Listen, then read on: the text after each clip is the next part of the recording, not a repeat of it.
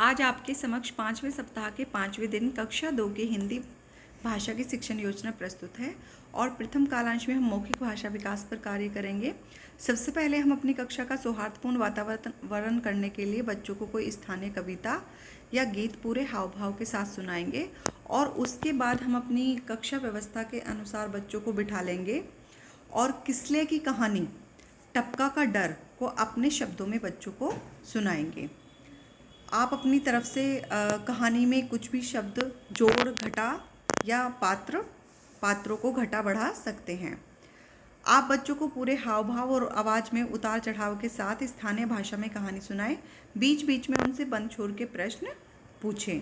उसके बाद जब कहानी ख़त्म होगी तो आप उनसे 3-4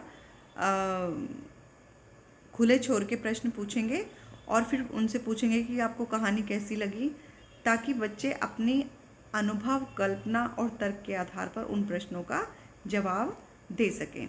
लेखन कार्य में हम इसी कहानी से संबंधित कोई भी चित्र बच्चों से बनवाने के लिए कहेंगे और उनसे कहेंगे कि वो अपने साथी को चित्र दिखाते हुए उस पर थोड़ी बातचीत करें और आप कक्षा में घूम घूम कर बच्चों का अवलोकन करेंगे कि वो आपस में किस तरह की बात कर रहे हैं। दूसरे कालांश में हम डिकोडिंग पर कार्य करेंगे और इसमें हम पुनरावृत्ति पर कार्य करेंगे।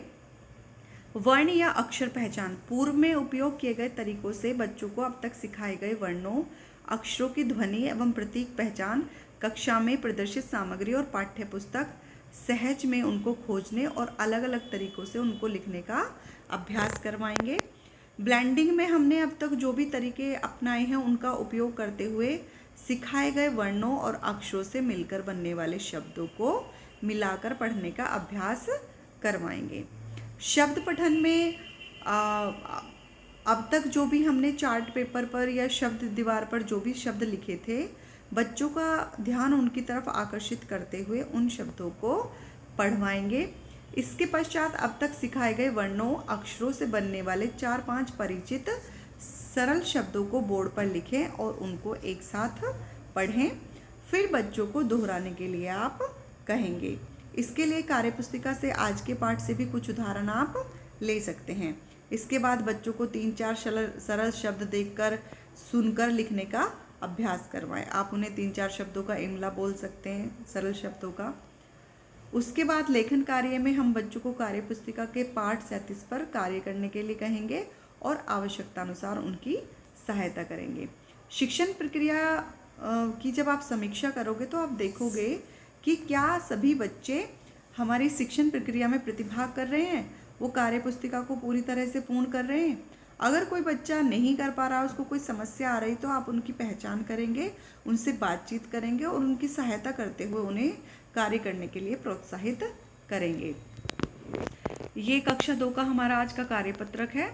इसमें हमें इस तरह से कार्य करना है कि चित्रों को उनके नाम के पहले वर्ण या अक्षर से मिलाएं। जैसे कि ये नाक है या नथनी है तो न से है, और ये हमारी कार है तो का से है, इस तरह से।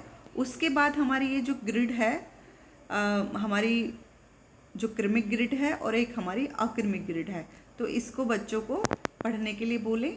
फिर चित्रों को पहचान कर उनके नाम का पहला अक्षर बच्चे लिखेंगे, जैसे कि कान के लिए का है, और फिर मिलाकर पढ़ें।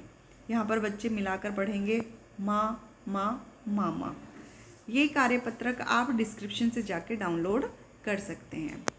तीसरे कालांश में हम पठन पर कार्य करेंगे और आज हम स्वतंत्र पठन एवं सरल चर्चा, स्वतंत्र पठन पर कार्य करेंगे और बच्चों को हम पुस्तकालय या रीडिंग कॉर्नर से चित्र सहित छोटी कहानी वाली किताबें दें और उनसे किताब में दी गई कहानी को समझने के लिए कहें।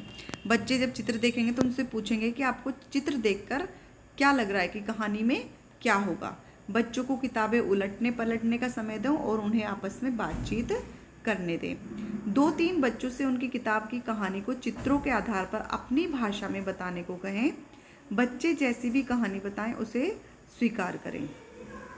बच्चों को कहानी बताने में सहयोग करें और आप देखें कि जब बच्चे किताबें उलट पलट कर पढ़ने का या समझने का प्रयास कर रहे थे तो वो किस तरह की चर्चा कर रहे हैं, और यदि बच्चे ऐसा नहीं कर पा रहे हैं तो उन बच्चों की पहचान कर आगे के सत्रों को उनकी किताबों में पढ़ने के तरीक़ों से परिचित करवाएं।